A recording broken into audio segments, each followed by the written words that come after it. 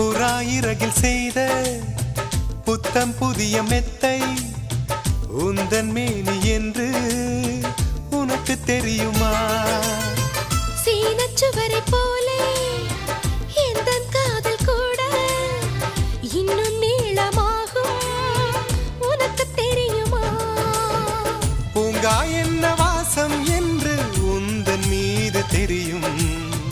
தந்தம் என்ன வண்ணம் என்று உன்னை பார்க்க தெரியும்.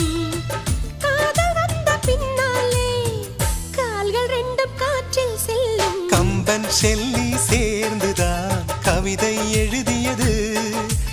எந்தன் முன்பு